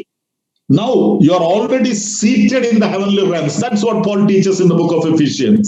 ಎಫೆಸದವರಿಗೆ ಬರೆದ ಪತ್ರಿಕೆಯಲ್ಲಿ ನೀವೀಗಾಗಲೇ ಪರಲೋಕದಲ್ಲಿ ಆಸೀನರಾಗಿದ್ದರೆ ಅಥವಾ ಕೂಡಿಸಿದ್ದಾನೆ ಎಂಬುದಾಗಿ ಪೌಲನು ಬರೆಯುವಂತವನಾಗಿದ್ದಾನೆ. So when we learn about the predestination, ನಾವು ಮುನ್ನೇಮಿಸಲ್ಪಟ್ಟಂತಹ ವಿಷಯದ ಕುರಿತಾಗಿ ಕಲಿಯುವಾಗ we need to understand we are already in heaven, even though physically we have some struggles here in this earth. ಒಂದು ವೇಳೆ ನಮಗೆ ಭೌತಿಕವಾಗಿ ಲೋಕದಲ್ಲಿ ಕೆಲವು ರೀತಿಯಾದಂತಹ ಸಂಕಟಗಳಿದ್ದಾಗ್ಯೂ ಸಹ ನಾವು ಈಗಾಗಲೇ ಅಲ್ಲಿದ್ದೇವೆ. Because God has kept us here with a specific purpose. We have something to do here on behalf of God. ನಾವು ದೇವರ ಪರವಾಗಿ ಒಂದು ನಿರ್ದಿಷ್ಟವಾದಂತಹ ಕೆಲಸವನ್ನು ಮಾಡುವುದಕ್ಕೋಸ್ಕರವಾಗಿ ಒಂದು ಉದ್ದೇಶದಿಂದ ದೇವರು ನಮ್ಮನ್ನು ಇನ್ನೂ ಸಹ ಇಲ್ಲಿಯೇ ಇಟ್ಟಿದ್ದಾನೆ. That is why the Bible calls us as the ambassadors for Christ. ಆದ್ರಿಂದಲೇ ದೇವರ ವಾಕ್ಯವು ನಮ್ಮನ್ನು ಕರೆಯುವಂತದ್ದೇನೆಂದ್ರೆ ನಾವು ಕ್ರಿಸ್ತನ ರಾಯಭಾರಿಗಳಾಗಿದ್ದೇವೆ. Ambassador comes from another country to a strange country. ಒಬ್ಬ ರಾಯಭಾರಿಯು ಒಂದು ರಾಷ್ಟ್ರದಿಂದ ಮತ್ತೊಂದು ಅಪರಿಚಿತವಾದಂತಹ ರಾಷ್ಟ್ರಕ್ಕೆ ಬರುತ್ತಾನೆ. Ambassador has a citizenship in his home country. ರಾಯಭಾರಿಗೆ ತನ್ನ ತಾಯಿ ನಾಡಿನಲ್ಲಿ ಒಂದು ಪೌರತ್ವವಿರುತ್ತದೆ. From there he comes to a new land to represent his home country. ಅವನು ಅಲ್ಲಿಂದ ಹೊಸ ರಾಷ್ಟ್ರಕ್ಕೆ ಅಥವಾ ಹೊಸ ಪ್ರದೇಶಕ್ಕೆ ಬಂದು ತನ್ನ ರಾಷ್ಟ್ರದ ಕುರಿತಾಗಿ ಪ್ರತಿನಿಧಿಸುತ್ತಾನೆ. So when we talk about the predestination, ನಾವು ಈ ಮುನ್ನೇಮಕ ಎಂಬಂತಹ ವಿಷಯದ ಕುರಿತಾಗಿ ಮಾತನಾಡುವಾಗ we are already in heaven, seated in heaven. Our citizenship is of heaven. ಈಗಾಗಲೇ ನಾವು ಪರಲೋಕದಲ್ಲಿ ಆತನೊಂದಿಗೆ ಕುಳಿತಿದ್ದೇವೆ ಅಥವಾ ಆತನೊಂದಿಗೆ ಇದ್ದೇವೆ. ನಮ್ಮ ಪೌರತ್ವ ಆತನೊಂದಿಗಿದೆ. And we have been sent to this world as ambassadors for a specific purpose. ನಾವು ಈ ಲೋಕಕ್ಕೆ ಒಂದು ನಿರ್ದಿಷ್ಟವಾದಂತಹ ಉದ್ದೇಶಕ್ಕೋಸ್ಕರವಾಗಿ ರಾಯಭಾರಿಗಳಾಗಿ ಕಳುಹಿಸಲ್ಪಟ್ಟಿದ್ದೇವೆ. This world may not accept you, this world may reject you. ಈ ಲೋಕವು ನಿಮ್ಮನ್ನು ಅಂಗೀಕಾರ ಮಾಡದೇ ಇರಬಹುದು, ಒಂದು ವೇಳೆ ಈ ಲೋಕವು ನಿಮ್ಮನ್ನು ತಿರಸ್ಕರಿಸಬಹುದು. But you have an assured seat and a welcome back in your homeland, that is heaven. ಆದ್ರೆ ನಿಮಗೆ ಭದ್ರವಾದಂತಹ ಒಂದು ಸ್ಥಳ ಮತ್ತು ಭದ್ರವಾದಂತಹ ಒಂದು ಆಹ್ವಾನ ನಿಮಗಿದೆ, ಅದು ಪರಲೋಕ. And no powers on earth can deprive us of the God-given appointed destination. ನಮಗೆ ದೇವರು ನೇಮಿಸಲ್ಪಟ್ಟಂತ ಆ ಒಂದು ಗಮ್ಯತೆಯಿಂದ ನಮ್ಮನ್ನು ತಪ್ಪಿಸುವುದಕ್ಕೆ ಈ ಲೋಕದಲ್ಲಿ ಯಾವ ಶಕ್ತಿಯೂ ಸಹ ಸಾಧ್ಯವಿಲ್ಲ. That is what the Bible teaches us. ಅದನ್ನೇ ನಮಗೆ ಸತ್ಯವೇದವು ಕಲಿಸುತ್ತದೆ. That is predestination. ಅದೇ ಮುನ್ನೇಮಕ. Paul says in Ephesians chapter 1 and verse 11, 1ನೇ ಅಧ್ಯಾಯ 11ನೇ ವಚನ ಎಫೆಸದವರಿಗೆ ಬರೆದ ಪತ್ರಿಕೆಯಲ್ಲಿ ಪೌಲನು ಹೇಳುವಂತಹ ಮಾತೇನೆಂದರೆ, in him also we have obtained an inheritance, being predestined according to the purpose of him who works all things according to the counsel of his will. ಇದಲ್ಲದೆ ನಾವು ಬರಬೇಕಾದ ಕ್ರಿಸ್ತನನ್ನು ಎದುರು ನೋಡುತ್ತಿದ್ದ ನಾವು ತನ್ನ ಮಹಿಮೆಯನ್ನು ಪ್ರಖ್ಯಾತಿ ಪಡಿಸಬೇಕೆಂದು ಸಮಸ್ತ ಕಾರ್ಯಗಳನ್ನು ತನ್ನ ಇಷ್ಟದಂತೆ ನಡೆಸುವ ದೇವರು ತನ್ನ ಸಂಕಲ್ಪದ ಮೇರೆಗೆ ನಮ್ಮನ್ನು ಆದಿಯಲ್ಲಿಯೇ ಆರಿಸಿಕೊಂಡನು. Yes, we are predestined. ಹೌದು, ನಾವು ಮುನ್ನೇಮಿಸಲ್ಪಟ್ಟವರು. That means our contribution towards our salvation is just zero. It is all God's work and God's grace. ನಮ್ಮ ರಕ್ಷಣೆಗೋಸ್ಕರವಾಗಿ ನಮಗಿರುವಂತಹ ಭಾಗ ಕೇವಲ ಶೂನ್ಯ ಮಾತ್ರವೇ ಆಗಿದೆ ಹೊರತು ನಮ್ಮ ಎಲ್ಲಾ ರಕ್ಷಣೆಯ ವಿಷಯದಲ್ಲಿ ದೇವರದೇ ಸಂಪೂರ್ಣವಾದಂತಹ ಪಾತ್ರವಿದೆ. There is nothing that we can boast about our salvation. ನಮ್ಮ ರಕ್ಷಣೆ ಕುರಿತಾಗಿ ಹೊಗಳಿಕೊಳ್ಳುವುದಕ್ಕೆ ನಮಗೆ ಏನೂ ಇಲ್ಲ. So that is about the predestination. ಅದುವೇ ಮುನ್ನೇಮಕದ ವಿಷಯವಾಗಿದೆ. And that leads us in the sequence to the third factor about our salvation. ಅದು ನಮ್ಮ ರಕ್ಷಣೆಯ ಮೂರನೆಯ ಒಂದು ಕ್ರಮಕ್ಕೆ ನಮ್ಮನ್ನು ನಡೆಸುವಂತದ್ದಾಗಿದೆ. The calling of the predestined. ಮುನ್ನೇಮಿಸಲ್ಪಟ್ಟವಂತವರನ್ನ ಕರೆಯುವಂತದ್ದು. Yes, those who are predestined or whom he predestined, these he also called. ಯಾರನ್ನು ಆತನು ಮೊದಲೇ ನೇಮಿಸಿದನೋ ಅವರನ್ನು ಆತನು ಕರೆದನು. Now calling shows the grace of God, or God is gracious. ಕರೆ ಎನ್ನುವಂಥದ್ದು ದೇವರ ಕೃಪೆಯನ್ನು ತೋರಿಸುತ್ತದೆ ಮತ್ತು ದೇವರು ಕೃಪೆಯುಳ್ಳಂತವನೆಂಬುದಾಗಿ ನಮಗೆ ಕಂಡು ಬರುತ್ತದೆ. Now if you go back to these 5 factors in the sequence of our salvation, ನಮ್ಮ ರಕ್ಷಣೆ ಕುರಿತಾದಂತ ಈ ಒಂದು 5 ಕ್ರಮಗಳ ಕುರಿತಾಗಿ ನಾವು ಹಿಂದಕ್ಕೆ ಹೋಗುವಾಗ, the foreknowledge and the predestination is before the calling. ಮುನ್ನೇಮಿಸಲ್ಪಡುವಂತದ್ದು ಮತ್ತು ನಮ್ಮನ್ನು ನೇಮಿಸುವಂತದ್ದು ಅದು ಕರೆಯುವುದಕ್ಕಿಂತ ಮುಂಚಿತವಾಗಿರುವಂತದ್ದು. That is the past tense of it. ಅದು ಅದರ ಭೂತಕಾಲ. And the justification and the glorification is after the calling. ಆದ್ರೆ ನೀತಿವಂತರೆಂಬುದಾಗಿ ನಿರ್ಣಯಿಸುವಂತದ್ದು ಮತ್ತು ಮಹಿಮಾ ಪದವಿಗೆ ಸೇರಿಸುವಂತದ್ದು ಕರೆದ ನಂತರದಲ್ಲಿ ಬರುವಂತದ್ದು. The manifestation of that is in the future. ಅದರ ಒಂದು ತೋರ್ಪಡುವಿಕೆ ಅದು ಭವಿಷ್ಯತ್ತಿನಲ್ಲಿರುವಂತದ್ದು. And the concept of calling is exactly in the middle of these 5 factors, the sequence. ಈ ಕ್ರಮದಲ್ಲಿರುವಂತ ಈ ಒಂದು 5 ಸತ್ಯಾಂಶಗಳಲ್ಲಿ ಕರೆಯುವಂತದ್ದು ಎನ್ನುವಂತಹ ವಿಷಯ ಸರಿಯಾಗಿ ಮಧ್ಯದಲ್ಲಿ ಬರುವಂತದ್ದಾಗಿದೆ. And we have been called, we realized it when we accepted the Lord Jesus as our personal savior. ನಮ್ಮ ಕರ್ತನಾದ ಯೇಸು ಕ್ರಿಸ್ತನನ್ನು ನಮ್ಮ ಸ್ವಂತ ರಕ್ಷಕ ಒಡೆಯನೆಂಬುದಾಗಿ ಅಂಗೀಕರಿಸಿಕೊಂಡಂತಹ ಸಮಯದಲ್ಲಿ ಈ ಕರೆಯುವಿಕೆಯ ಮುಖಾಂತರವಾಗಿ ನಾವು ಅರ್ಥ ಮಾಡಿಕೊಳ್ಳುತ್ತೇವೆ. We were chosen beforehand. ನಾವು ಮೊದಲೇ ಆರಿಸಿಕೊಳ್ಳಲ್ಪಟ್ಟಂತವರು. But he called us in his time.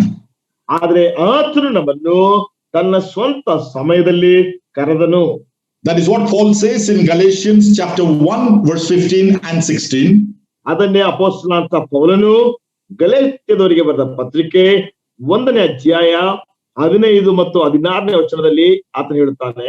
But when it pleased God who separated me from my mother's womb and called me through his grace to reveal his son in me.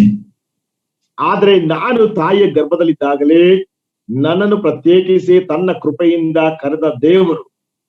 So he called me for a very specific purpose. ಆತನು ನನ್ನನ್ನು ಒಂದು ನಿರ್ದಿಷ್ಟವಾದಂತಹ ಉದ್ದೇಶಕ್ಕೋಸ್ಕರವಾಗಿ ಕರೆದನು. And that is where the grace was manifested. He says, I'm called by the grace. ಅದೇ ಅಲ್ಲಿಯೇ ಕೃಪೆಗೆ ತೋರ್ಪಡುವಂತದ್ದಾಗಿದೆ. ಅಲ್ಲಿ ಆತನು ಹೇಳುವಂತಹ ಮಾತು ಏನಂದ್ರೆ, ನಾನು ಕೃಪೆಯಿಂದಲೇ ಕರೆಯಲ್ಪಟ್ಟಿದ್ದೇನೆ.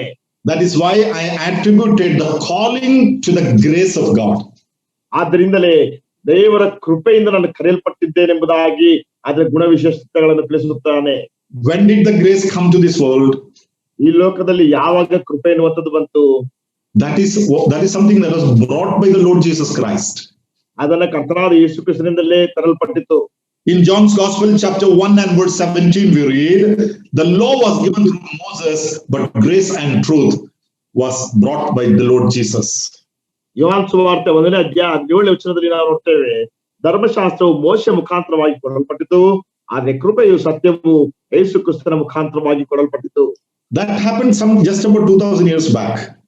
ಅದು ಕೇವಲ 2000 ವರ್ಷಗಳ ಹಿಂದೆ ನಡೆದಂತಹ ವಿಷಯ. But the foreknowledge and the predestination happened in eternity, much before that. ಆದ್ರೆ ಮುನ್ನೇಮಿಸಲ್ಪಡುವಂತದ್ದು ಅಥವಾ ಮುಂತಿಳಿಯಲ್ಪಟ್ಟಂತದ್ದು 2000 ವರ್ಷಗಳ ಹಿಂದೆ ಅಲ್ಲ, ಅದು ಬಹಳ ಮೊದಲೇ ಆದಂತಹ ವಿಷಯವಾಗಿದೆ. But to manifest that to us, grace had to come all the way to the earth. ಅದನ್ನು ನಮಗೆ ತೋರ್ಪಡಿಸುವುದಕ್ಕೋಸ್ಕರವಾಗಿ ಕೃಪೆ ಎನ್ನುವಂಥದ್ದು ಅಲ್ಲಿಂದ ಭೂಮಿಯ ಮೇಲಕ್ಕೆ ಬರಬೇಕಾಯಿತು. That is why we see Jesus Christ brought the grace. ಆದ್ದರಿಂದಲೇ ನಾವು ನೋಡುತ್ತೇವೆ ಯೇಸು ಕ್ರಿಸ್ತನು ಕೃಪೆಯನ್ನು ತಂದನು. And we have been saved by the grace of God, and we have received this calling. ಆದ್ದರಿಂದಲೇ ನಾವು ಕೃಪೆಯಿಂದ ರಕ್ಷಿಸಲ್ಪಟ್ಟಿದ್ದೇವೆ ಮತ್ತು ಈ ಕರೆಯನ್ನು ನಾವು ಸ್ವೀಕರಿಸಿದ್ದೇವೆ. In Romans chapter 8 and verse 28, ರೋಮಪುರದವರಿಗೆ ಬರೆದ ಪತ್ರಿಕೆ 8ನೇ ಅಧ್ಯಾಯದ 28ನೇ ವಚನದಲ್ಲಿ, and we know that all things work together for good to those who love God, to those who are called according to his purpose. ಆತನನ್ನು ಪ್ರೀತಿಸುವವರ ಹಿತಕ್ಕಾಗಿ ಎಲ್ಲಾ ಸಂಗತಿಗಳು ಸರಿಯಾಗುತ್ತವೆ ಎಂಬುದಾಗಿ ನಾವು ನೋಡ್ತೇವೆ. ಆತನ ಚಿತ್ತಾನುಸಾರವಾಗಿ, The called according to his purpose. ಆತನ ಉದ್ದೇಶದ ನಿಮಿತ್ತವಾಗಿ ಕರೆಯಲ್ಪಟ್ಟವರು. Now, if you learn with the English grammatical structure, to say called and the called, there is a slight difference in that. One second, please, Shankar. To say called and the called are slightly different in its meaning. ಆಂಗ್ಲ ಭಾಷೆಯಲ್ಲಿ ಕರೆಯಲ್ಪಟ್ಟಂತದ್ದು, ನಿರ್ದಿಷ್ಟವಾಗಿ ಕರೆಯಲ್ಪಟ್ಟಂತದ್ದು ಎಂಬುದಾಗಿ ನೋಡುವಾಗ ಅದರ ಅರ್ಥದಲ್ಲಿ ಸ್ವಲ್ಪ ವ್ಯತ್ಯಾಸ ಉಂಟಾಗುತ್ತದೆ. It's a little difficult to explain in Kannada, I know that. I will put it like this. Not all who read the invitation, but who received the invitation are the called. ಕನ್ನಡದಲ್ಲಿ ಅದನ್ನು ವಿವರಿಸಲಿಕ್ಕೆ ಸ್ವಲ್ಪ ಕಷ್ಟವಾಗ್ತದೆ. ಆದ್ರೆ ಈ ರೀತಿಯಾಗಿ ನಾವು ಹೇಳಬಹುದು, ಆಮಂತ್ರಣವನ್ನು ಓದಿದಂತವರೆಲ್ಲರೂ ಅಲ್ಲ, ಆಮಂತ್ರಣವನ್ನು ಸ್ವೀಕರಿಸಿದಂತವರು ಮಾತ್ರ. If you have a wedding, if you have a marriage, you send out the invitation. ಒಂದು ವೇಳೆ ವಿವಾಹವಿದ್ರೆ ನೀವು ಆಮಂತ್ರಣದ ಪತ್ರಿಕೆಯನ್ನು ಕಳಿಸ್ತೀರಿ. You send your invitation to 500 people. ನೀವು ನಿಮ್ಮ ಆಮಂತ್ರಣವನ್ನು 500 ಜನರಿಗೆ ಕಳಿಸ್ತೀರಿ. And 500 people read the invitation. 500 ಜನರು ಸಹ ಆಮಂತ್ರಣವನ್ನು ಓದಿದ್ರು. But only 100 people came to the wedding. ಆದ್ರೆ ಕೇವಲ 100 ಜನ ಮಾತ್ರ ವಿವಾಹಕ್ಕೆ ಬಂದ್ರು. And you look at those who have come to the wedding and say, these are the called. ನೀವು ವಿವಾಹಕ್ಕೆ ಬಂದಂತವರನ್ನ ನೋಡಿ ಹೇಳ್ತೀರಾ, ಇವರು ಕರೆಯಲ್ಪಟ್ಟವರು. So that is the difference between the called. That is a phrase that Paul is using, or the English translation is using in Romans 8:28. The called. ರೋಮಪುರದವರಿಗೆ ಬರೆದ ಪತ್ರಿಕೆ 8ನೇ 28ನೇ ವಚನದಲ್ಲಿ English ಭಾಷೆಯಲ್ಲಿ the called ಎಂಬುದಾಗಿರುವಂತಹ ಪದ ಪ್ರಯೋಗವನ್ನ ಉಪಯೋಗಿಸಲ್ಪಟ್ಟಿದೆ. Yes, thousands and thousands or millions and millions of people would have read the invitation. ಸಾವಿರಾರು ಲಕ್ಷೋಪಲಕ್ಷ ಜನರು ಈ ಆಮಂತ್ರಣವನ್ನು ಓದಿರಬಹುದು. But the few who are chosen, few who have been predestined are the ones who are the called, and we are the part of the called. ಯಾರು ನಿಜವಾಗಿ ಸ್ವೀಕರಿಸಿದ್ದಾರೋ ಅಥವಾ ಯಾರು ನಿಜವಾಗಿ ಮುನ್ನೇಮಿಸಲ್ಪಟ್ಟಿದ್ದಾರೋ, ಮುಂದೆ ತಿಳಿದುಕೊಳ್ಳಲ್ಪಟ್ಟಿದ್ದಾರೋ, ಅದರಲ್ಲಿ ನಾವು ಸಹ ಒಬ್ಬರಾಗಿದ್ದೇವೆ. ನಿರ್ದಿಷ್ಟವಾಗಿ ನಾವೇ ಕರೆಯಲ್ಪಟ್ಟವರು. And that is why Paul says in Ephesians chapter 4 and verse 1. ಅದಕ್ಕೋಸ್ಕರವಾಗಿ ಪೌಲ್ ಹೇಳ್ತಾನೆ ಎಫೆಸದವರಿಗೆ ಬರೆದ ಪತ್ರಿಕೆ 4ನೇ ಅಧ್ಯಾಯದ 1ನೇ ವಚನದಲ್ಲಿ, walk worthy of the calling with which you have been called. ಆದ್ರಿಂದ ನಾವು ಓದುವಂತ ಸಮಯದಲ್ಲಿ ನೋಡ್ತೇವೆ, ನೀವು ದೇವರಿಂದ ಕರೆಯಲ್ಪಟ್ಟವರಾದ ಕಾರಣ ಯೋಗ್ಯರಾಗಿ ನಡೆದುಕೊಳ್ಳಬೇಕೆಂಬುದಾಗಿ ಅಂತ ಹೇಳ್ತಾನೆ. Now this leads us to the fourth in the sequence, the justification. ಇದು ಈ ಒಂದು ವಿಷಯವು ಆ ಒಂದು ಕ್ರಮದಲ್ಲಿರುವಂತಹ 4ನೇ ಅಂಶಕ್ಕೆ ನಮ್ಮ ನಡೆಸುತ್ತದೆ. ಅದು ನೀತಿವಂತರೆಂಬುದಾಗಿ ನಿರ್ಣಯಿಸಲ್ಪಡುವಂತದ್ದು. Justification of the called. ಕರೆಯಲ್ಪಟ್ಟವರನ್ನು ನೀತಿವಂತರೆಂದು ನಿರ್ಣಯಿಸಲ್ಪಡುವುದು. Whom he called, he also justified. ಯಾರನ್ನು ಆತನು ಕರೆದನೋ ಅವರನ್ನು ನೀತಿವಂತರೆಂದು ನಿರ್ಣಯಿಸಿದನು. And this shows God is righteous. ಇದು ನಮಗೆ ತೋರಿಸುವಂತದ್ದೇನೆಂದ್ರೆ ದೇವರು ನೀತಿವಂತನಾಗಿದ್ದಾನೆ. Bible talks a lot about the justification. ದೇವರ ವಾಕ್ಯವು ನೀತಿವಂತರೆಂದು ನಿರ್ಣಯಿಸುವುದರ ಕುರಿತಾಗಿ ಬಹಳಷ್ಟು ಮಾತನಾಡುತ್ತದೆ. In Romans chapter 3 verse 24 and 25. ರೋಮಪುರದವರಿಗೆ ಬರೆದ ಪತ್ರಿಕೆ 3ನೇ ಅಧ್ಯಾಯ 24-25. Being justified freely by his grace through the redemption that is in Christ Jesus. 24-25 ನಾವು ನೋಡುವಂತಹ ಸಮಯದಲ್ಲಿ ಅವರು ನೀತಿವಂತರೆಂದು ನಿರ್ಣಯ ಹೊಂದುವುದು ದೇವರ ಉಚಿತಾರ್ಥವಾದ ಕೃಪೆಯಿಂದಲೇ. Now freely justified, that is the term we read there. ಇಲ್ಲಿ ನಾವು ಓದುವಂತದ್ದೇನೆಂದ್ರೆ ಉಚಿತಾರ್ಥವಾಗಿ ನೀತಿವಂತರೆಂದು ನಿರ್ಣಯ ಹೊಂದುವಂತದ್ದು ಎಂಬಂತ ಪದ ಪ್ರಯೋಗವನ್ನು ಓದುತ್ತೇವೆ. So we who are called, we did not come without any allegations or charge against us. ಕರೆಯಲ್ಪಟ್ಟಂತಹ ನಾವುಗಳು ನಮಗೆ ವಿರುದ್ಧವಾಗಿ ಯಾವುದೇ ರೀತಿಯಾದಂತಹ ದೋಷಾರೋಪಣೆಯ ಪಟ್ಟಿ ಇಂದ ನಾವು ಬರಲಿಲ್ಲ. We had a lot of, because we are basically sinners. ನಮಗೆ ಬಹಳವಷ್ಟಿದೆ, ಯಾಕೆಂದ್ರೆ ನಾವು ಮೂಲಭೂತವಾಗಿ ಸ್ವಾಭಾವಿಕವಾಗಿ ನಾವು ಪಾಪಿಗಳಾಗಿದ್ದೇವೆ. The load of sin that was filled in our lives.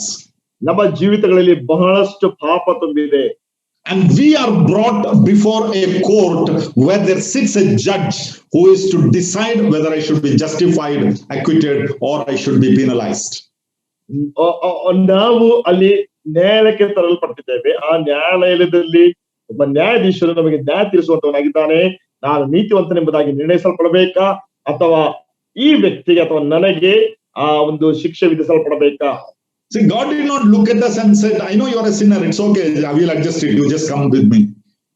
ದೇವರು ಸುಮ್ಮನೆ ಹೇಳಿಲ್ಲ, ನನಗೆ ಗೊತ್ತಿದೆ ನೀನ್ ಪಾಪ ಎಂಬುದಾಗಿ, ಪರವಾಗಿಲ್ಲ ಬಂದು ಕೂತ್ಕೊಂಬುದಾಗಿ ಹೇಳಿಲ್ಲ. No, he has justified us like a judge hearing the case and then passing his verdict. ಆದ್ರೆ ದೇವರು ನಮ್ಮನ್ನು ನೀತಿವಂತರೆಂಬುದಾಗಿ ನಿರ್ಣಯಿಸಿದರು. ಒಬ್ಬ ನ್ಯಾಯಾಧಿಪತಿಯು ಆ ಒಂದು ಕೇಸನ್ನು ಕೇಳಿ ಯಾವ ರೀತಿಯಲ್ಲಿ ನ್ಯಾಯ ತೀರಿಸುತ್ತಾನೋ ಅದೇ ರೀತಿಯಲ್ಲಿಯೇ God is a righteous judge. ದೇವರು ನೀತಿವಂತನಾದ ನ್ಯಾಯಾಧೀಶನು. He will not compromise on the fact of sin. ಆತನು ಪಾಪದ ವಿಷಯದೊಟ್ಟಿಗೆ ಹೊಂದಾಣಿಕೆ ಮಾಡಿಕೊಳ್ಳುವುದಿಲ್ಲ. He will not show any partiality to anyone. ಆತನು ಯಾರಿಗೂ ಸಹ ಯಾವುದೇ ರೀತಿಯಾದಂತಹ ಪಕ್ಷಪಾತವನ್ನು ತೋರಿಸುವುದಿಲ್ಲ. So if you have a charge standing against you and still if you are justified, somebody has paid for it. ನೀವು ಒಂದು ದೋಷಾರೋಪಣೆ ಉಳ್ಳಂತಹ ಪಟ್ಟಿಯುಳ್ಳವರಾಗಿ ನೀವು ನಿಂತಾಗ್ಯೂ ಸಹ ನೀವು ನೀತಿವಂತರೆಂಬುದಾಗಿ ನಿರ್ಣಯಿಸಲ್ಪಟ್ಟಿರುವುದಾದ್ರೆ ನಿಮಗೋಸ್ಕರವಾಗಿ ಯಾರೋ ಅದಕ್ಕೆ ಒಂದು ಮೊತ್ತವನ್ನು ಕೊಟ್ಟಿದ್ದಾರೆ. Yes, the Lord Jesus Christ is our advocate. ಕರ್ತನಾದ ಯೇಸು ಕ್ರಿಸ್ತನು ತಾನೇ ನಮ್ಮ ವಕೀಲನಾಗಿದ್ದಾನೆ ಅಥವಾ ಮಧ್ಯವರ್ತಿಯಾಗಿದ್ದಾನೆ. Because he is our advocate, we are justified. ಆತನು ನಮ್ಮ ಮಧ್ಯವರ್ತಿ ಆಗಿರೋದ್ರಿಂದ ನಾವು ನೀತಿವಂತರೆಂಬುದಾಗಿ ನಿರ್ಣಯಿಸಲ್ಪಟ್ಟಿದ್ದೇವೆ. All the charges that were framed against us, it is read, and the Lord Jesus Christ as an advocate stands there and says, yes, I have paid for it. ನಮಗೆ ವಿರುದ್ಧವಾಗಿರುವಂತ ಎಲ್ಲಾ ರೀತಿಯಾದಂತಹ ದೋಷಾರೋಪಣ ಪಟ್ಟಿಯು ಓದಲ್ಪಟ್ಟಿದೆ. ಆ ಓದಲ್ಪಟ್ಟ ನಂತರ ನಮ್ಮ ಕರ್ತನಾದ ಯೇಸು ಕ್ರಿಸ್ತನು ನಮಗೆ ಒಬ್ಬ ವಕೀಲನಾಗಿ ಅಥವಾ ಒಬ್ಬ ಮಧ್ಯವರ್ತಿಯಾಗಿ ನಿಂತುಕೊಂಡು ಹೌದು ಖಂಡಿತವಾಗಿ ಸಹ ಇದಕ್ಕೋಸ್ಕರವಾಗಿ ನಾನು ಬೆಲೆಯನ್ನು ಕೊಟ್ಟಿದ್ದೇನೆಂಬುದಾಗಿ ಆತನು ಹೇಳುತ್ತಾನೆ. Today you and me are called as the saints, isn't it? ನಾನು ಮತ್ತು ನೀನು ಈ ದಿನ ಸಂತರು ಅಥವಾ ದೇವ ಜನರೆಂಬುದಾಗಿ ಕರೆಯಲ್ಪಟ್ಟಿದ್ದೇವಲ್ವಾ? Do you think it is because there is no sin in us we are called as saints? ಅದ್ರ ಅರ್ಥ ನಮ್ಮಲ್ಲಿ ಯಾವುದೇ ರೀತಿಯಾದಂತಹ ಪಾಪ ಇಲ್ಲದೆ ಇರೋದ್ರಿಂದ ನಾವು ಸಂತರೆಂಬುದಾಗಿ ಕರೆಯಲ್ಪಟ್ಟಿದ್ದೇವೆ ಎಂಬುದಾಗಿ ನೀವು ಅಂದುಕೊಳ್ಳುತ್ತೀರೋ? How often and how easily we accuse one another, bring allegations about one another. ಎಷ್ಟು ಸಾರಿ ಎಷ್ಟು ಬಹಳ ಸುಲಭವಾಗಿ ಒಬ್ಬರ ಮೇಲೆ ಒಬ್ಬರು ದೂಷಣೆಯನ್ನು ಹೇಳ್ತೇವೆ, ಒಬ್ಬರ ಮೇಲೆ ಒಬ್ಬರು ಆ ನ್ಯಾಯವನ್ನು ತೀರಿಸ್ತೇವೆ. It is only because the justifier is still interceding for us in the presence of God. ಅದು ನಮಗೋಸ್ಕರವಾಗಿ ಇನ್ನೂ ಸಹ ನಮ್ಮನ್ನು ನೀತಿವಂತರೆಂಬುದಾಗಿ ನಿರ್ಣಯಿಸಿದ ಆತನು ದೇವರ ಪ್ರಸನ್ನತೆಯಲ್ಲಿ ನಮಗೋಸ್ಕರ ವಿಜ್ಞಾಪನೆ ಮಾಡುವಂತಹ ಒಂದು ಕಾರಣದಿಂದ ಮಾತ್ರವೇ. Once you are justified, nobody can accuse you, nobody can bring a charge against you. ಒಂದು ಸಾರಿ ನೀವು ನೀತಿವಂತರೆಂಬುದಾಗಿ ನಿರ್ಣಯಿಸಲ್ಪಟ್ಟ ನಂತರ ಯಾವೊಬ್ಬ ವ್ಯಕ್ತಿಯು ಸಹ ನಿಮ್ಮ ಮೇಲೆ ದೋಷಾರೋಪಣೆ ಮಾಡ್ಲಿಕ್ಕೆ ಸಾಧ್ಯವಿಲ್ಲ, ನಿಮ್ಮ ಮೇಲೆ ದೂಷಣೆ ಮಾಡ್ಲಿಕ್ಕೆ ಸಾಧ್ಯವಿಲ್ಲ. Nobody can say, God has acquitted us, God has justified us. ನಮ್ಮ ಮೇಲೆ ಯಾರು ಸಹ ಹೇಳಲಿಕ್ಕೆ ಸಾಧ್ಯವಿಲ್ಲ, ಯಾಕೆಂದ್ರೆ ದೇವರು ತಾನೇ ನಮ್ಮನ್ನು ನೀತಿವಂತರೆಂಬುದಾಗಿ ನಿರ್ಣಯಿಸಿದ್ದಾನೆ. Beloved, if we examine our own lives for a moment, ನನ್ನ ಪ್ರಿಯರೇ, ನಮ್ಮ ಸ್ವಂತ ಜೀವಿತಗಳನ್ನು ನಾವು ಒಂದು ಕ್ಷಣ ನಾವು ಪರೀಕ್ಷಿಸಿಕೊಳ್ಳುವುದಾದ್ರೆ, maybe our family people don't know, wives don't know, husband don't know, children don't know, parents don't know what all things have happened in our lives. Only God knows that. ನಮ್ಮ ಜೀವಿತದಲ್ಲಿ ಏನೆಲ್ಲ ಸಂಗತಿಗಳು ನಡೆದಿವೆ, ನಮ್ಮ ಹೆಂಡತಿಗೆ ಗೊತ್ತಿಲ್ಲದೆ ಇರ್ಬೋದು, ಗಂಡನಿಗೆ ಗೊತ್ತಿಲ್ಲದೆ ಇರ್ಬೋದು, ತಂದೆ ತಾಯಿಗಳಿಗೆ ಗೊತ್ತಿಲ್ಲದೆ ಇರ್ಬೋದು, ಮಕ್ಕಳಿಗೆ ಗೊತ್ತಿಲ್ಲದೆ ಇರ್ಬೋದು, ಆದ್ರೆ ದೇವರಿಗೆ ಮಾತ್ರ ಎಲ್ಲವೂ ಸಹ ಗೊತ್ತಿದೆ. But still we come to the presence of God and go back alive because we are justified freely. ಆದ್ರೆ ಇನ್ನೂ ಸಹ ನಾವು ದೇವರ ಪ್ರಸನ್ನತೆಗೆ ಬಂದು ಜೀವಂತರಾಗಿ ಹಿಂದಕ್ಕೆ ಹೋಗುತ್ತೇವೆ. ಯಾಕೆಂದ್ರೆ ನಾವು ಉಚಿತವಾಗಿ ನೀತಿವಂತರೆಂದು ನಿರ್ಣಯಿಸಲ್ಪಟ್ಟಿದ್ದೇವೆ. Just because we believed in Christ. ನಾವು ಕ್ರಿಸ್ತನ ಮೇಲೆ ನಂಬಿಕೆ ಇಟ್ಟಿದ್ದರಿಂದ ಮಾತ್ರವೇ. So let us be very careful when we bring allegations against the saints. ನಾವು ಇತರ ದೇವ ಜನರ ಕುರಿತಾಗಿ ದೋಷಾರೋಪಣೆಯನ್ನು ಮಾಡುವಂತಹ ಸಮಯದಲ್ಲಿ ಬಹಳ ಎಚ್ಚರಿಕೆ ಉಳ್ಳವರಾಗಿರಬೇಕು. Yes, certain things have to be addressed. It is quite biblical, no doubt about it. ಎಲ್ಲ ವಿಷಯಗಳನ್ನ ನಾವು ತಿಳಿಸಲೇಬೇಕು. ಅದು ದೇವರ ವಾಕ್ಯಕ್ಕನುಸಾರವಾದದ್ದು. But don't take it very lightly. ಅದನ್ನು ಬಹಳ ಹಗುರವಾಗಿ ತೆಗೆದುಕೊಳ್ಳಬಾರದು. You don't become the judge over another. ನೀನು ಇನ್ನೊಬ್ಬನ ಮೇಲೆ ನ್ಯಾಯಾಧಿಪತಿ ಆಗಬೇಡ. It's a dangerous thing because God is the righteous judge who acquits, who justifies a person. ಅದು ಬಹಳ ಅಪಾಯಕಾರವಾದಂತಹ ವಿಷಯವಾಗಿದೆ. ದೇವರು ತಾನು ನೀತಿಯುಳ್ಳಂತಹ ನ್ಯಾಯಾಧೀಶನು, ಆತನು ತಾನೇ ಒಬ್ಬ ವ್ಯಕ್ತಿಯನ್ನು ನ್ಯಾಯ ತೀರಿಸುವಂತವನಾಗಿದ್ದಾನೆ. Today, if we stand before God, ಈ ದಿನ ಒಂದು ವೇಳೆ ನಾವು ದೇವರ ಮುಂದೆ ನಿಂತುಕೊಳ್ಳುವುದಾದ್ರೆ, Satan, our enemy, the accuser of the saints, may come with a long list of accusations against us. ನಮ್ಮ ವಿರೋಧಿಯಾದಂತಹ, ನಮ್ಮ ಶತ್ರುವಾದಂತಹ ಸೈತಾನನು ಬಹಳ ದೊಡ್ಡದಾದಂತಹ ಉದ್ದವಾದಂತಹ ದೋಷಾರೋಪಣೆಯುಳ್ಳಂತಹ ಪಟ್ಟಿಯನ್ನು ಹಿಡಿದುಕೊಂಡು ಬರುತ್ತಾನೆ. Even the allegations which your own elders do not know in the church. ಒಂದು ವೇಳೆ ನಿಮ್ಮ ಸ್ವಂತ ಸಭೆಯಲ್ಲಿರುವಂತಹ ಸಭಾ ಹಿರಿಯರಿಗೆ ಗೊತ್ತಿಲ್ಲದೆ ಇರುವಂತಹ ದೋಷಾರೋಪಣೆಗಳಿರ್ಬೋದು. Satan knows that. He brings that list, charge sheet, allegations before God.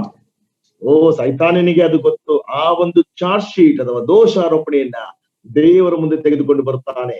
God reads it all, looks at his son and says, he paid it all. ದೇವರದೆಲ್ಲವನ್ನು ಸಹ ಓದ್ತಾನೆ, ತನ್ನ ಮಗನ ಕಡೆಗೆ ನೋಡಿ ಹೇಳುತ್ತಾನೆ, ಆವತ್ತನು ಇದೆಲ್ಲಕ್ಕೆ ಬೆಲೆಯನ್ನು ಕೊಟ್ಟಿದ್ದಾನೆ. Jose Junior, you go free because my son paid it all. Jose, ನನ್ನ ಮಗನು ಇದಕ್ಕೆ ಬೆಲೆಯನ್ನು ಕೊಟ್ಟದ್ರಿಂದ ನೀನು ಬಿಡುಗಡೆಯಾಗಿ ಹೋಗು. Let us handle these things with fear, my saints, my dear brothers. Let us not be accusing one another, to humiliate one another, to mock one another, but let us be fearful. We have been justified only by the Lord, by his grace. ನನ್ನ ಪ್ರಿಯ ದೇವ ಜನರೇ, ಸಂತರ ಇದರ ವಿಷಯವಾಗಿ ಬಹಳ ಎಚ್ಚರಿಕೆಯುಳ್ಳವರಾಗಿರೋಣ. ಒಬ್ಬನ ಮೇಲೆ ದೋಷಾರೋಪಣೆಯನ್ನು ಹೇಳುವಂತದ್ದಾಗ್ಲಿ, ಒಬ್ಬನ ಮೇಲೆ ದೂರ ಹೇಳುವಂತದ್ದನ್ನಾಗ್ಲಿ, ಒಬ್ಬನ ಮೇಲೆ ನ್ಯಾಯ ತೀರಿಸುವಂತದ್ದನ್ನಾಗ್ಲಿ ಎಂದಿಗೂ ಸಹ ಮಾಡಬೇಡ್ರಿ. ಇದು ಬಹಳ ಅಪಾಯಕರವಾದಂತಹ ವಿಷಯವಾಗಿದೆ. ಒಬ್ಬ ನೀತಿಯುಳ್ಳಂತಹ ನ್ಯಾಯಾಧೀಶನಿದ್ದಾನೆ. And finally, this leads us to the fifth phase, the glorification. ಕೊನೆಯದಾಗಿ ಇದು ನಮ್ಮನ್ನ ಮಹಿಮೆಗೆ ಸೇರಿಸುವಂತದಕ್ಕೆ ನಡೆಸುವಂತದ್ದಾಗಿದೆ. Glorification of the justified. ನೀತಿವಂತರೆಂಬುದಾಗಿ ನಿರ್ಣಯಿಸಲ್ಪಟ್ಟವರನ್ನ Mahima ಪದವಿಗೆ ಸೇರಿಸುವಂತದ್ದು. Whom he justified, these he also glorified. ಯಾರನ್ನು ನೀತಿವಂತರೆಂದು ನಿರ್ಣಯಿಸಿದನೋ ಅವರನ್ನು ಮಹಿಮಾ ಪದವಿಗೆ ಸೇರಿಸಿದನು. This shows that God is glorious. ಇದು ನಮಗೆ ತೋರಿಸುವಂತಹ ವಿಷಯವೇನೆಂದ್ರೆ ದೇವರು ಮಹಿಮೆಯುಳ್ಳವರು.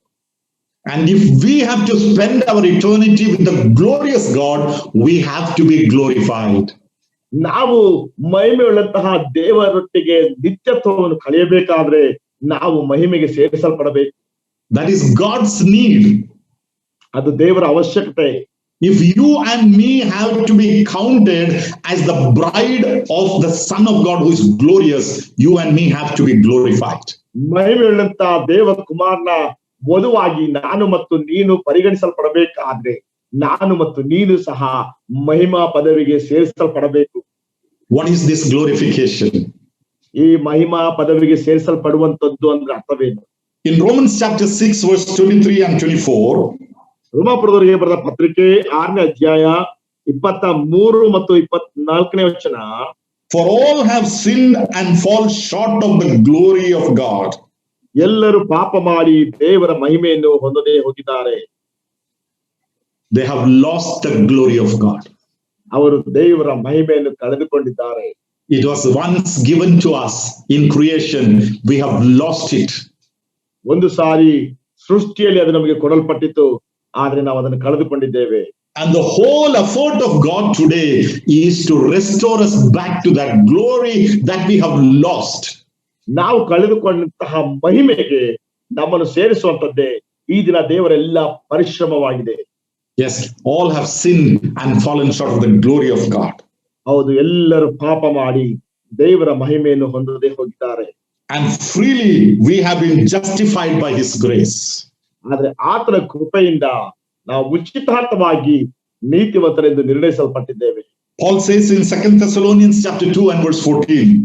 2 ಥೆಸಲೋನಿಕ 2ನೇ ಅಧ್ಯಾಯ 14ನೇ ವಚನದಲ್ಲಿ ಪೌಲನು ಹೇಳುತ್ತಾನೆ, to which he called you to by our gospel for obtaining the glory of our Lord Jesus Christ.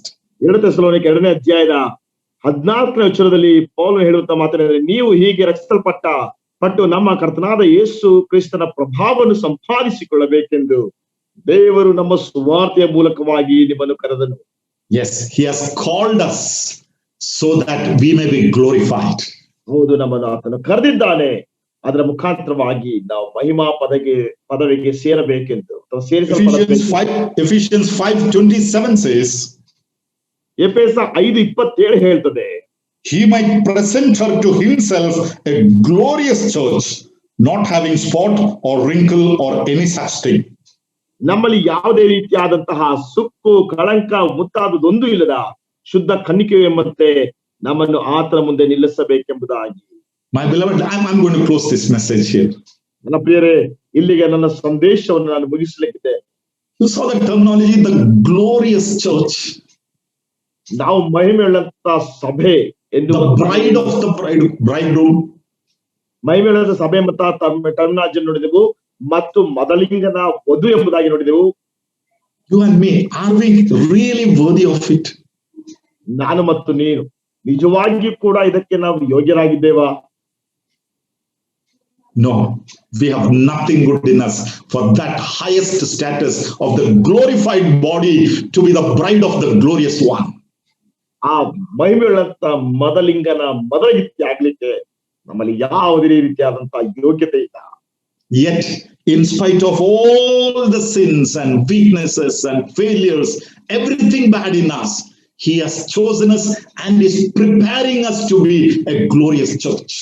ನಮ್ಮಲ್ಲಿರುವಂತ ಎಲ್ಲಾ ಪಾಪಗಳು, ಎಲ್ಲಾ ರೀತಿಯಾದಂತಹ ಬಲಹೀನತೆಗಳು ಎಲ್ಲವೂ ಸಹ ಇದ್ದಾಗ್ಯೂ ಸಹ ಆತನವನ್ನು ಆರಿಸಿಕೊಂಡು ಮಹಿಮೆಯುಳ್ಳಂತ ಮೊದಲಿಗೆಯಾಗಿ ಸಭೆಯಾಗಿ ನಮ್ಮನ್ನು ಸಿದ್ಧಪಡಿಸುತ್ತಾ ಇದ್ದಾನೆ. And soon we will enter into that glorious position. We are anticipating that.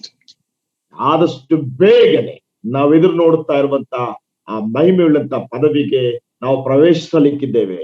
Yes, the sequence of our salvation work, the predestined. ನಮ್ಮ ರಕ್ಷಣೆಯ ಕಾರ್ಯದ ಒಂದು ಕ್ರಮವು ಅದು ಮುನ್ನೇಮಿಸಲ್ಪಟ್ಟಿತ್ತು. The foreknowledge of God, which speaks about the omniscient God. ದೇವರ ಭವಿಷ್ಯತ್ ಜ್ಞಾನವು ದೇವರ ಸರ್ವಜ್ಞಾನದ ಕುರಿತಾಗಿ ಮಾತನಾಡುತ್ತದೆ. The predestination of God talks about the sovereignty of God. ದೇವರ ಮುಂತಿಳಿಸುವಿಕೆ ಅನ್ನುವಂಥದ್ದು ದೇವರ ಸಾರ್ವಭೌಮತೆ ಕುರಿತಾಗಿ ಮಾತನಾಡುತ್ತದೆ.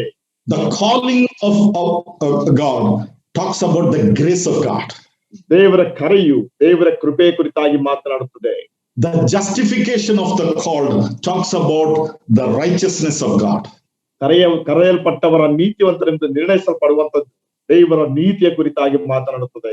And the glorification of the justified talks about the glory of God. ದೇವರ ನೀತಿವಂತರೆಂಬುದಾಗಿ ನಿರ್ಣಯಿಸಲ್ಪಟ್ಟುವಂತವರನ್ನ ಮಹಿಮೆಗೆ ಸೇರಿಸುವಂತದ್ದು ದೇವರ ಮಹಿಮೆಯ ಕುರಿತಾಗಿ ಮಾತನಾಡುತ್ತದೆ. So don't fear, we have an assured future, assured place. May God prepare us for that. His name be glorified. Thank you. ಬೇಡ್ರಿ, ನಮಗೆ ಭದ್ರವಾದಂತಹ ಸ್ಥಳ, ಭದ್ರವಾದಂತಹ ಒಂದು ಗಮ್ಯತೆ ಇದೆ. ಅದಕ್ಕೋಸ್ಕರವಾಗಿ ದೇವರು ನಮ್ಮನ್ನು ಸೇರಿಸ್ತಾನೆ. ದೇವರ ನಾಮಕ್ಕೆ ಮಹಿಮೆ ಉಂಟಾಗಲಿ.